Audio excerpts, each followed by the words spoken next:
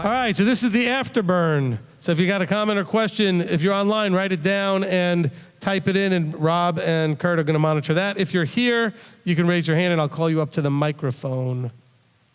Who would like to go first? Okay, go ahead, Deirdre.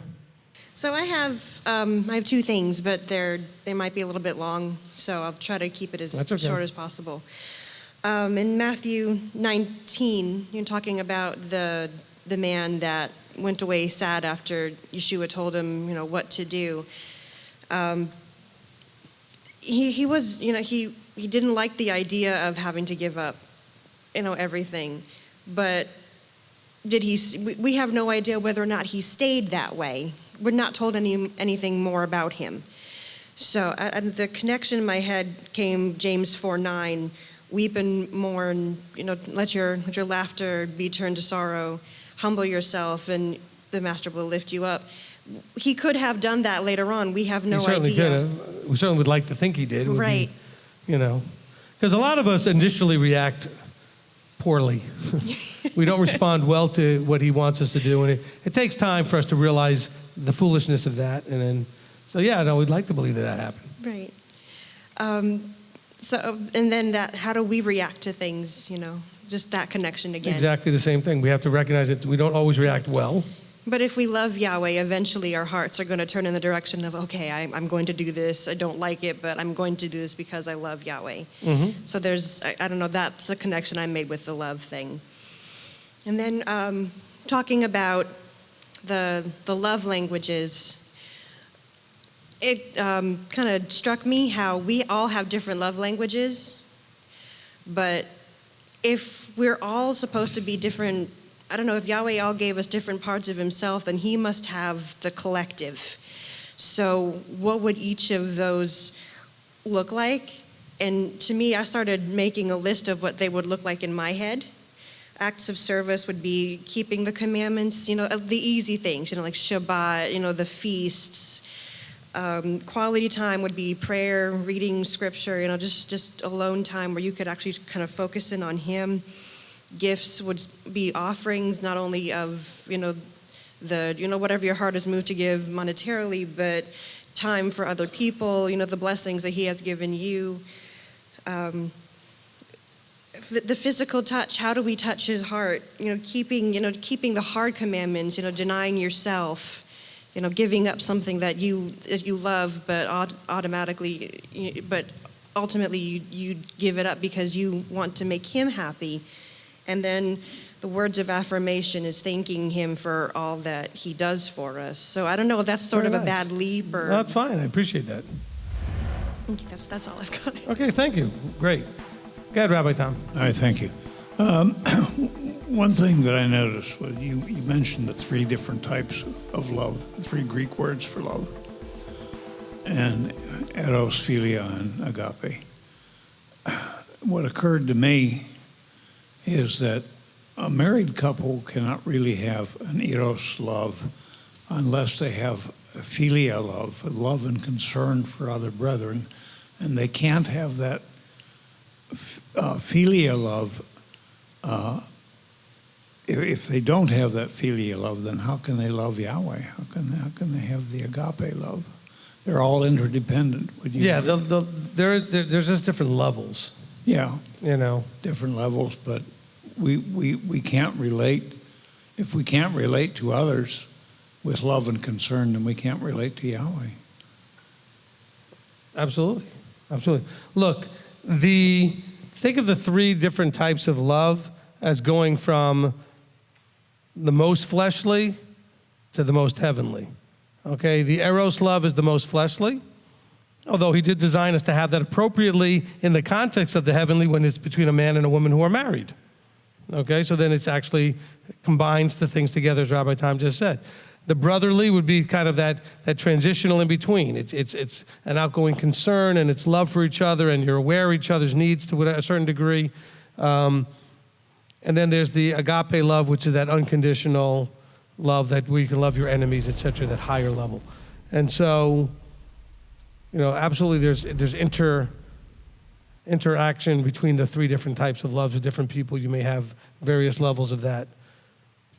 But just understand this, some of you, who had bad relationship experiences and maybe you ended up, getting married at a very young age and realizing what a bad idea that had been and then got divorced or whatever it was, is because you were driven at the beginning by that eros. It's that more lusting, it's the highest level of emotion is at that end of the spectrum, the eros, and the most controlled, focused emotion at the agape. So still a lot of emotion, but the emotion is doing all the driving on the eros, and it's not driving at all in the agape. The emotions are there manifesting out of the wisdom and the discernment and the rational and logical behavior pattern that brings out emotion. So, when you let the emotions drive, that's when you're not going to make as good of decisions. And so let that be a lesson, especially to all you teenagers, because you guys are, with all the hormonal stuff of being a teenager, are mostly on that outside end of the spectrum, being driven by that emotional eros sort of drive, that fleshly sort of drive, and you're going to make very bad decisions until you get more calm as you get a little older and get that under control. Okay? We all did that, so teenagers shouldn't think that I'm just like, well, what do you know? Believe me, nothing's different. I'm not one of those old guys that says, oh, back in my day it was so different. No, some of the things we did was worse. You guys, okay? But it's at least as bad. So no, I know exactly what it was like. I can remember that far back, okay? Anybody else? Okay, Steve, go ahead. All right, there's a couple things I had. When you were first talking, you talked about when people came out of church, and this thought popped in my head. It's when people come out of church and they feel that they lost the emotional excitement, it's because they realize the work that needs to be done on themselves, and most of us are not excited about the change we need to do. So, No, we're not. and then the other things that kind of intertwine is how you talked about in Matthew 22 that we should love our neighbor as ourselves, but a lot of us fail to deal with the fact that we don't even love ourselves. How can we love each other?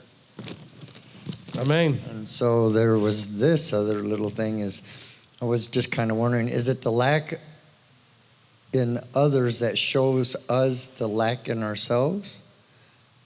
The inability to deal with others that somebody... It's almost always going to be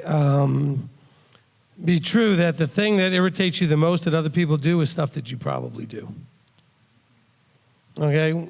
So just always ask that question. If somebody's irritating you, doing something or not doing something, whatever it is, ask yourself, I wonder if I do that too. Okay? That's not always going to be the case, but it happens a lot. Okay? All right. One of those two over there, they both had their hands up. Let them fight it out. Who gets to go first? Okay, Sarah Beth. Okay. Hopefully you can make sense of this. I've got pieces. 1 John 4, verse 18. I think I'm asking this question out of the perspective of if we fear Yahweh, we'll never fear anything again. Mm-hmm. And then one of the bigger problems with the blue is fearing everything that could possibly go wrong. So there's no fear, that wrong kind of fear, in love. And you're connecting love being the commandments, correct? Yeah, it's not just the commandments. There's no fear in that relationship. Okay, remember, this whole thing had to do with verse 16, where it talks about staying in Elohim. All right, so that's supposed to be a relationship that when you're staying in him, you're staying in a love relationship. So you're keeping the commandments, you're trusting him, all that stuff from Deuteronomy, 10:12. And so when you're in that love, there should be no fear. Okay, that kind, the kind of fear that we tend to think of as that fleshly fear, not the awe and reverence fear. Then what if we still have fear? Where's that perfect love that casts out fear? What are we missing? You have trust. You have holes in your trust, either with him, with somebody on. We all have trust issues. That's where we have to look for. Okay, You could have a trust issue if you're married with your spouse. You could have a trust issue with your leader in the congregation. You have a trust issue with the Creator himself because there's things in your life that he allowed to happen that you don't think he should have let happen. And so you have trust issues like, why would he let that terrible thing happen to me? Okay, so it really comes down to a trust issue, which goes back to the teaching you wanted me to do. Funny how you snuck that in there. Okay, Shannon, go ahead.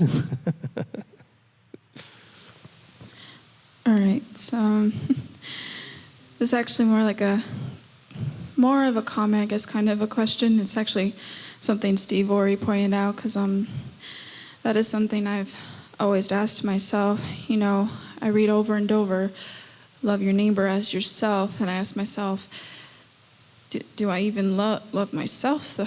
Because I can really be critical, very critical to myself on everything I do, and it comes to a point where I really, really want to physically beat myself up, and there are some times that I do that, but not frequently. But anyway, Okay. That's my question. How does a person get past that barrier of feeling like they're not really loving themselves, so they can get past that and be able to open up and love another person? Okay, I appreciate that. Okay, so first of all, I would rather the verse read a little differently. I'm not going to change scripture for you or take it upon myself to think I should do that. But I think what it would be better if it said it in a more clear way is love your neighbor as he loves you. Okay? Because a lot of us are not healthy enough to love ourselves. So if we're going to love our neighbors as we love ourselves and we already don't love ourselves, that's not going to go well. All right? So, but it's assuming that you become healthy, then you should love your neighbor as yourself. But you have to learn to love yourself first. So that's kind of like putting the oxygen mask on first, the plane before your child, that kind of thing. So I would say that, you have to understand that we have to look at how he loves us and then embrace that. So if he thinks that you're worthy of the love and he's patient and compassionate and merciful and all the things that he is, then you ought to be those things to yourself, and then you ought to be those things to your neighbor. Okay, so follow the flow of that in the right order. Okay, this goes back to like the lyrics even from today's song, about Stand Still, which is, he called you where you are knowing you could get there from here, which means that you are worthy of all the things that he's promised to you, even if you don't feel like you deserve any of them. So you have to kind of look at you through his eyes, then look at others through his eyes. Everything, if you could do it through his eyes, then it all works. Does that make sense? Does that help? Okay. All right, next. Okay, Rob, live stream. Okay, from Ati says, if we are to love agape, shouldn't that mean that we are to also work on restoring and reconciling relationships with others / our enemies after forgiving them? Or is this a separate context of agape? And then she's following up as, what's a practical way to agape love others? All right, so why don't we be patient with some of these questions till we get through the teaching? It may cover some of that, but I will say this much.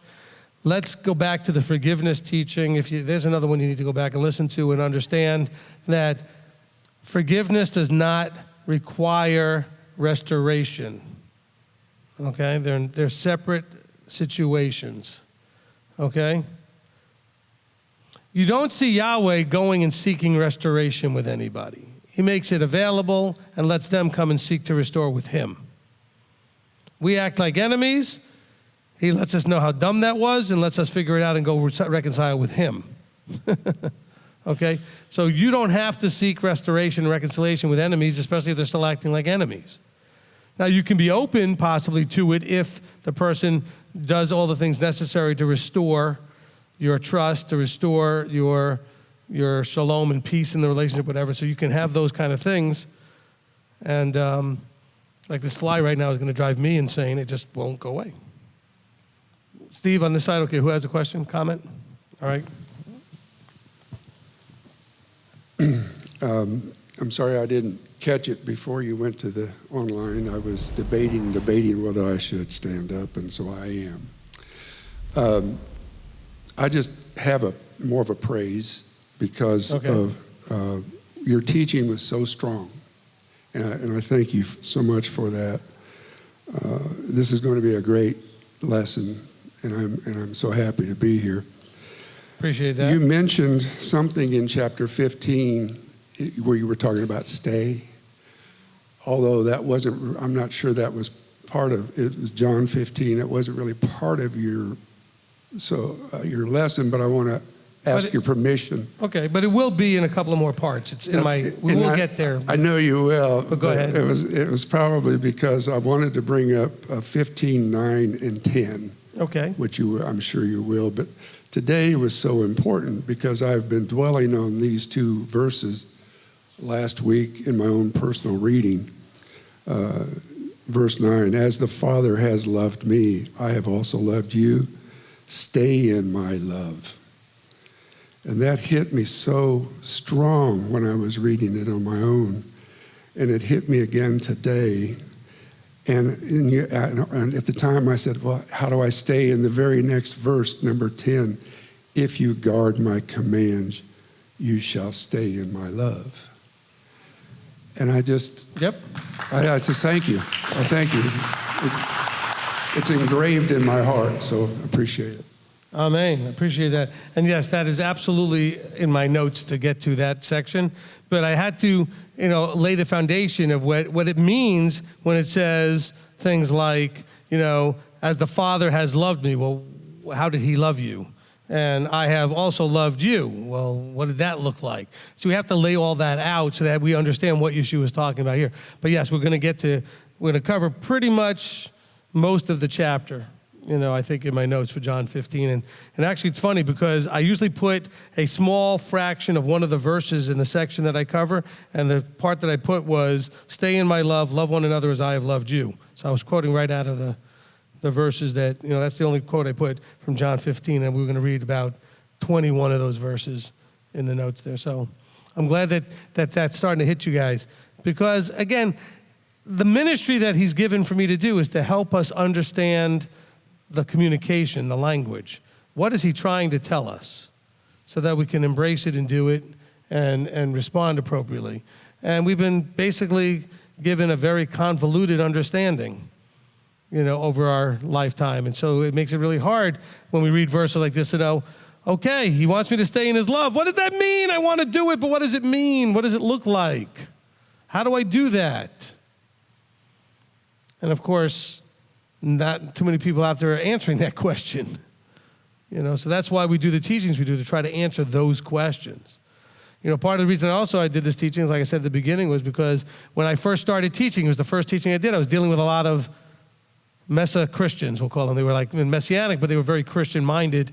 And I had to try to address this whole love thing that they were going through, which made them really struggle with obey thing. They didn't understand they were connected, because they thought the love thing covers all, and we'll read that eventually here. That was probably the next thing we're going to get to, 1 Corinthians 13, but this idea of how love covers, but they have to understand what love is, it's covering, okay? And they almost don't love into like another version of grace. It just sort of erases and wipes out and just allows for whatever, but they don't understand the terms are not being used correctly. Okay, who's next? Okay, go back to live stream. Okay, from Anna Zimmerman, said, could Deuteronomy 10:12 be used and approached when walking into a potential marriage with someone? I feel very comfortable using Deuteronomy 10:12 in everything. I find excuses to use it everywhere. Look, I would say Deuteronomy 10:12 would be a really good piece of your measuring sticks, that if you're going to marry somebody, you're going to want to know that they're walking out that process of Deuteronomy 10:12, that they're fearing him, walking in his ways, loving him, serving him, and guarding his commands. Okay? So, absolutely. And of course, they should be counseling with me. Hint, hint, Anna. Okay. Actually, that's his choice, and so it's really not her choice, and I understand. I know her, just so you know. Part of a really great family that's friends with us over in Alberta. Okay, from a couple people asking on this. Chris and Becky Andrews and Ariel. So, Rabbi, would you please elaborate on Matthew 19:29? And then the other one is Matthew 19:29. Does this mean physically leaving their family or spiritually, such as if they're of a different or have no belief? Okay, so 1929 said, everyone who has left houses or brothers or sisters or fathers or mother or wife or children or lands for my name's sake. Okay, so in other words, he's saying that you may have to leave some of these things behind because they're not appropriate to bring along with you in the condition they're currently in. Okay, so you may have to leave a house because it's in a place that you just are not going to be able to grow and get things done, and you may need to move somewhere. Or you may not have relationships. You may be in relationships that are just not healthy for your walk, and you may have to leave those behind. Okay, so it's talking about in a very much a physical way because of the spiritual conflict. In other words, the spirit of man and the spirit of Hasatan are causing a lot of trouble in those relationships with you and the spirit of Elohim and that small voice you're trying to listen to, because these people are becoming very loud spokespeople for the other two. And you know what I'm talking about when you made this choice and you started telling your friends and family about it, and all of a sudden the adversarial voice started telling you, oh, well, you're not saved anymore, and you're going to hell, and you're going to, what are you, a Jew now, and all that other blah, blah, blah, blah, blah. Okay? All that freak out. So some of those relationships need to be told, if you're going to act like that, we're not going to have the relationship that you want.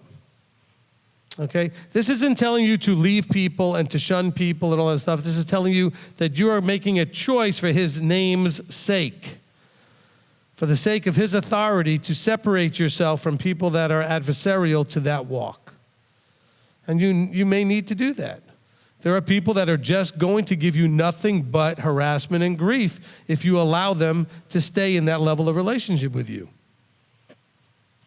And the only answer, unfortunately, is to put that aside and say, you cannot have this relationship with me like this right now. Okay, there needs to be respect. And if they can't respect your walk, then they need to be given boundaries. You need to set up boundaries between you and them. Look, Yeshua says this walk is going to cost you. It may cost you a relationship with people who were very close to you, at least you thought they were, and so you made this choice. Then you find out who really cares about you and really respects you walking out your own salvation, and who is threatened by it and uncomfortable with it and kind of lashes out. You have to deal with all that. All right? So hopefully that answers the question. So nowhere in Scripture does it tell you to just cut everybody off and start just because they don't believe what you believe. It's trying to tell you those that don't believe what you believe, if they're trying to impose or harass you in your walk, you may need to create boundaries. I highly recommend that, by the way. Because otherwise what could happen? Anybody, if you had a child, or if you remember being one or watching someone with a child and seeing that 2-year-old go up to the mom and nag and nag and nag and nag and nag and no, no, no, no, until finally it does turn into yes. We've all seen that happen. The no becomes a yes. If you allow people to irritate you long enough, you may decide to just give in because it'll stop the thing from irritating you. You still don't want to give the child the thing, but they're irritating you to the point where they're going to win. And they know that because you taught them that. Because you let them win when they did that. See, my children won't do that to me because they know it's not going to work. I taught them that from the beginning. If they try the second time, I just give them a look and they're like, oh, sorry, never mind. We're not doing that, right? Okay, so you have to set those boundaries. Now, if you have people that do not respect your boundaries, you have to then cut them off. And let them know, the only reason I'm cutting off is because you do not respect that this is my life. I respect yours. You're not where I am. I'm not judging yours. Don't judge mine. Let me walk out just memorize Philippians 2:12 and just keep sending them there. That it's not their job to walk out your salvation. It's only their job to walk out their own. Okay? And leave you the space to do the same. But remember, Christianity has totally brainwashed them the idea that we are responsible for other people.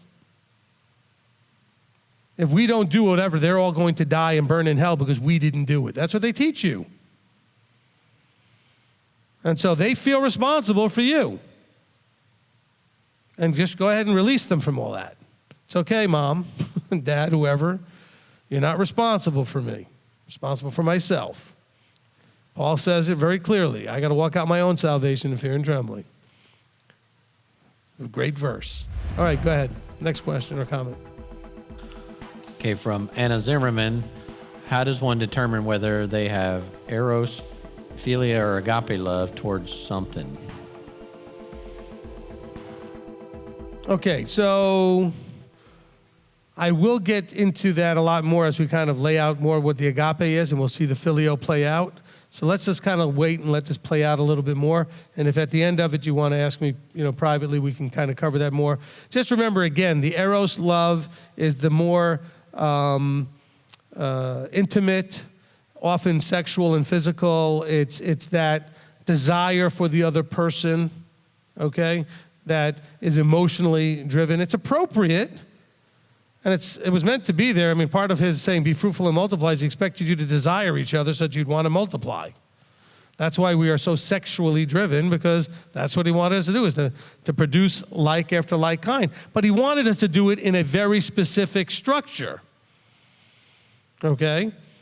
So that we wouldn't just be popping out babies and letting them just run off and do whatever they're doing and not have any place that structurally will raise them up, and so we can build a safe environment for people to flourish and grow and do all these other things. Functioning always needs structure. And so while the eros is important, that's the desire, okay? That lusting or craving that's appropriate in a right way, in a right time, not appropriate at other times, okay? The philia is that friendship. It's friendship, okay? It's a friendship love. Now, friendship can go further, but it's a friendship love. You don't have the philia love for everybody. Not everybody is your friend. It's a relationship. Just like the eros love belongs in a marriage, the philia love belongs in a friendship, okay? And then, of course, the agape love is a love that you need to be able to have with everybody. There are aspects of it that's how you treat everybody, with aspects of the agape love. If I have to love my enemy and that's an agape love, then I'm covering everybody. Because between the people I like and care about the most to the person who hates me as my enemy, agape applies to every level in between, okay? But it deals with just specific areas of that love. Because with agape, I don't have to like anything you're doing. I don't have to agree with anything you're doing. But because of our relationship, I still love you. If you're my child, I will always have that agape love. I might not always like and approve and all the other stuff, but I will always have that love, okay? So hopefully, Anna, that answers the question after I told you I wasn't going to answer it, which I do often. Okay, from Jim Januska, or from Teresa, says in Deuteronomy 10:12, how do we serve Elohim? What exactly does that look like? Part 3, well done and good and trustworthy servant. Okay, from Olivia and Janet Hoffman, says Rabbi in John 14:15, how are bearing the fruits of the Spirit included in guarding the commands? I know as a Christian, they used to teach us a lot about the fruits, but not about the law. Well, I mean, look, the keeping of the law, the guarding of it, the embracing it as part of your covenanting and your transformative behavior changes, it needs to bring out of you, ultimately, because of the relationship with your Creator and understanding what the law is supposed to do for all of your relationships, bring out of you things like love and joy and peace and patience and all these other things, because of the level of trust and the level of relationship you have with Him. And you see how that all works out. That's a fruit that should come from that. Because you see the patience He had for us with the things that He put in place. You see the love that He has for us and the joy that's there and all these other things. and we bring those things through. But just realize that what he's pointing out in the fruit of the Spirit is that when you have his intrinsic nature, go back to the teaching on understanding the Ruach, okay? When you have his intrinsic nature, then these things that you could have in the flesh, you could have love, joy, peace, patience, you could have all that stuff in the flesh. When everything's great and everything's wonderful, you can, I've got peace. I've got patience if you're not in my way, slowing things down or whatever. I've got plenty of patience. Do you understand what I'm saying? But can you have those things when things are less than ideal, let's put it that way. When things are not ideal or really adversarial to your state of love, joy, peace, patience, all that stuff. It's really hard to be those things under those conditions. That's when you need to embrace his nature to find a way to be those things in a place that it would be really generally against your nature to be. James talks about that with joy in the trials, right? How do you have joy in a trial? That doesn't generally make sense in your normal nature, the fleshly nature. Only in his nature can you understand the purpose of the trial and embrace it to a point where then you can understand how you can have joy in it. But until you get to his nature and understand what everything's going on through his eyes, and it's hard to have those 9 aspects of the fruit of the Spirit there. Okay? Next question or comment. Okay, from Kathleen Phillips, says, how do we pray to have agape love for our enemies? Is it like the initial forgiveness that we strive for when someone has committed a sin against us? I'm trying to think of how I want to answer this because on the one hand, I do want you to pray. On the other hand, I want you to stop the Christianized thought process of thinking that everything that you need, you simply have to pray for it. No, you have to just do it. Okay? What you need to pray is when you struggle to do and ask for guidance and figuring out why you're struggling to do. So you have to have love for your enemy. If you don't understand what that looks like, wait till we get there. I promise you that loving enemies is a verse we're going to cover. Okay, it will be in this teaching. But just realize that the idea of, I want to know what to pray for in this particular case. Well, first of all, you're not going to pray for it till you understand what it's all about, which I haven't taught you yet. So you're not going to pray anyway about it until you get there. But once you understand something, I mean, you should only be praying for stuff you understand or praying for understanding about stuff you don't understand. Okay? But let's wait till you get to understand it. But then also realize that most of the things a lot of us have been taught to pray for is stuff that doesn't need prayer. It needs action. Talk less, do more. Okay? Do more praying quietly. Stop talking so much. Because the stuff that you feel like you need to talk about is mostly stuff you need to be doing or not doing. Taking action. Okay? When you pray, just be quiet. Let him talk to you. Let whatever happens in that. I mean, go to him when you have something that you really are just stuck, you're lost. Although you can go to me or someone else and go get counsel about those things too. But a lot of times as a Christian, you were told to pray for all those things that you'd rather not do. You'd just rather have him just do it. Okay? Talk less, do more. All right? I'm going to have to make a t-shirt out of that. All right? Talk less, do more. Okay. Next. From Pete and Brenda Lamb. I'll write that one down.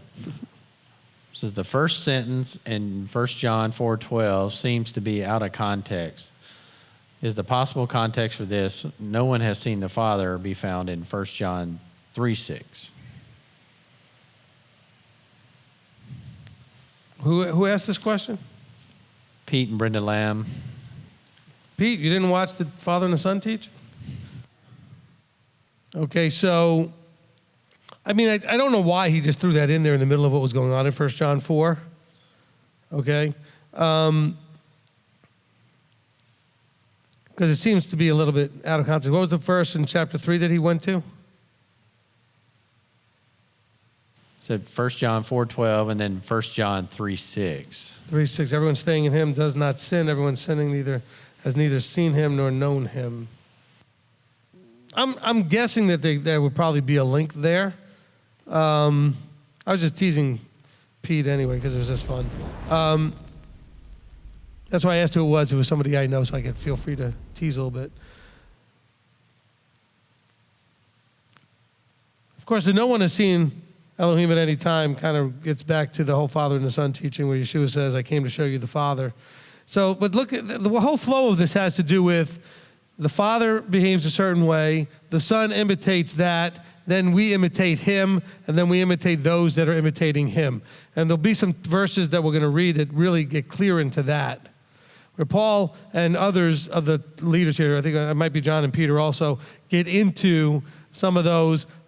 Do what we do. Listen to what we're saying. Follow us. We're not usurping him, but we're setting examples for you. Okay? In other words, the role of the teacher and the discipler gets mentioned in some of these verses, and we'll see that. So yeah, Pete, we'll get to that. But I thought it was odd that verse 12 kind of had that little piece in there. It doesn't seem to be necessary to the flow where they are at this point in chapter 4, where John is trying to say so. Don't have a real good answer for you there. But I did want to say that for anybody, because you brought it up, that anybody that doesn't understand the no one has seen Elohim at any time, that's part of the do you know the Father and the Son teaching, okay? Okay, there's a couple here on this one. J. Anthony, Matthew 19:18, you shall love your neighbor as yourself. How can I love my neighbor if they are from a different faith? Also, what's the best definition of a neighbor? And Jonathan, is loving one's neighbor in the New, I think probably the New Testament, referring to loving one another, that is, / the brethren? Okay. You guys haven't heard the first version of this teaching, obviously. We are going to cover and define the neighbor thing, okay? So not picking on you at all. Just be patient. We will absolutely have a whole section on who's your neighbor. Okay, so we'll have that all covered in one of the teaching parts here. Just that was in the original teaching too, so it's in there. But so you can go back if you want to know sooner than later. Go find the Love and Torah teaching and listen to it.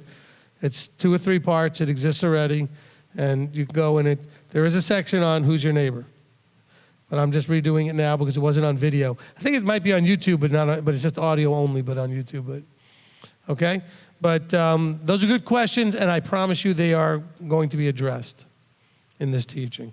Okay, because remember, right now we're still breaking down the first command. Okay, loving him and knowing what love is and defining the terms.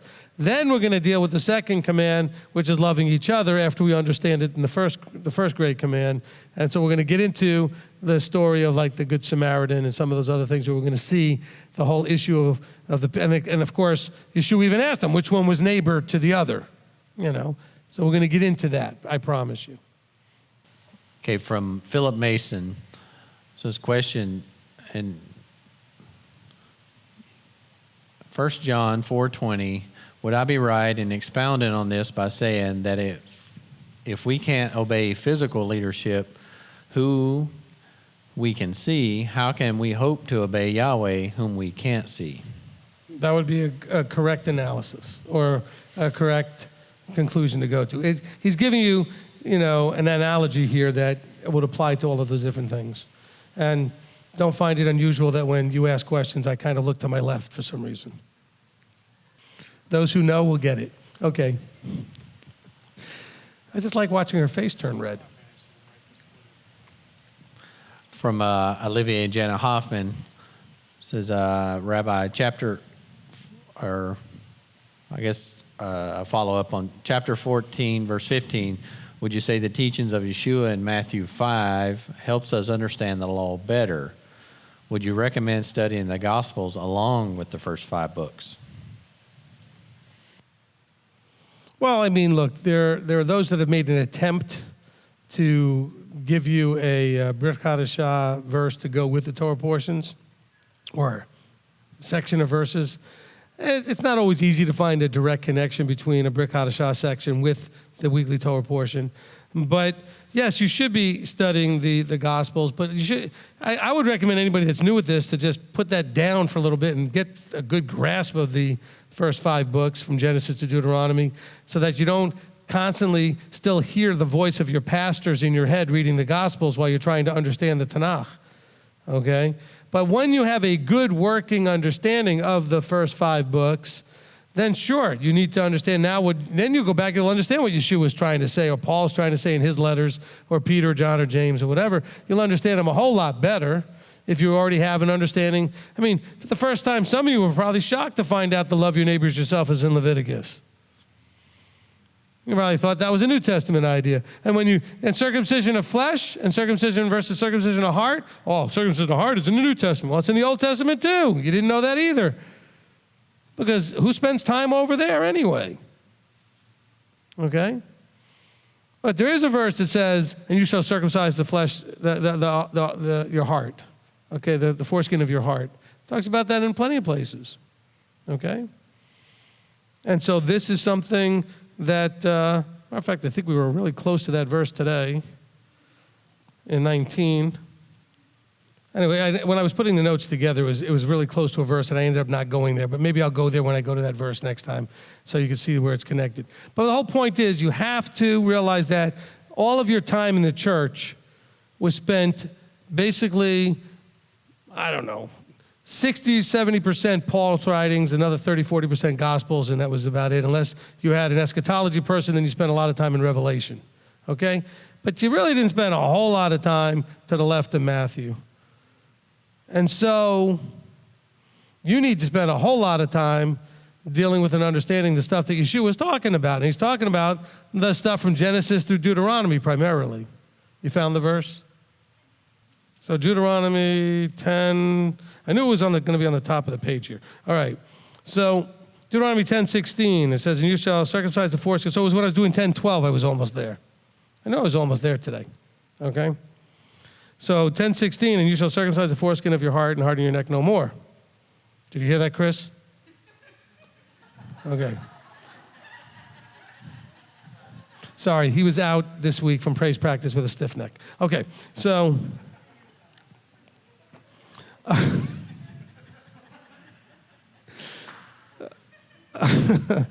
we probably should end it with that one. Okay, what else you got? Okay, from Curtis, it says, Rabbi, it seems that the English word for love doesn't really do justice as the Greek does. Is there a similar understanding for guard when keeping commandments? Yes, there's a similar thing for almost all of the key terms that you need to understand where, like shomer for guard is not the same as, or even just like when he says, in Shema, just Shema, the hear, O Israel, it's not just hear, like in hear the words, but it's more active hear and do. Very few languages that I've ever, interacted with translate very well one-to-one. Because the language itself has all kinds of nuances and flavors and things that are going on, that don't translate straight word for word over unless you use multiple words for the one word. Because if you know that language, you know all the sprinkles on top that make it much more robust a word than just changing it to an English word, that we have. So just keep that in mind. Okay, last question from Steve. Says, general question about the commandments. How do we share that commandments in the New Testament are also referring to the statutes and judgments in the Old Testament, as the word statutes I could not find in the New Testament? Okay, so just recognize that, again, we have one word in English that you see almost always in the New. We see the word law, okay? But if let's take it in English as an American, okay? If I tell you about the traffic laws or the driving laws or whatever laws there are about anything, there are laws that are called laws. There are other ones that are called statutes, other ones that are called ordinances, other ones that are called, we have all these different words for aspects of things that are in the law, okay? And so that same thing works here in Hebrew, especially with the Old Testament, where there are things that are known as his judgments, There are things that are known as so the judgments would be the mishpat, the mishpatim, right? The judgments. We also have the chukim, which are laws that we don't understand, but we just trust him on it. Like why we need a red heifer, to cleanse things a certain way. Okay, so those things that make you go, okay, I don't get it, but I believe him. All right, we have other things that are known as the Torah. We have other things that are the different words that we have for all these things, statutes, ordinances, etc. Okay, and so in changing language and translating it into different places, also over time, we tend to merge things together. Okay, like even if you learn Hebrew, we talk about having our picnic and mikvah in July. Well, we're not having a mikvah. A mikvah is a place. It's not something you do. But over time, it's been turned into including the thing that you do, which is to immerse in a mikvah. Okay? So we talk about someone saying, I want to get mikvahed. What, do you want me to turn you into a place that water stores it so people can go in and get, I want to get mikvahed? What do you? Okay, but we now have over time, that word now includes the act. Okay? If you're a Jew and you talk about Passover, you mean Passover and unleavened bread. You're not going to refer to unleavened bread. It's Passover, it's the whole week. Okay? Over time, these things get referred to and more inclusive. So when we say the word law, by the time you get to the New Testament, it's including ordinances and statutes and all these other things. You're not going to see all those things brought out separately so much. All right? And so hopefully that answers that question. Yeah, that was the last question. I got just one comment on here. She's just following up on the... Chris and Becky Andrews says, thank you for elaborating on the 1929. You brought me to tears. It felt like I was the only one in the room with you, getting counsel. Love, love, love you, Rabbi. I appreciate that.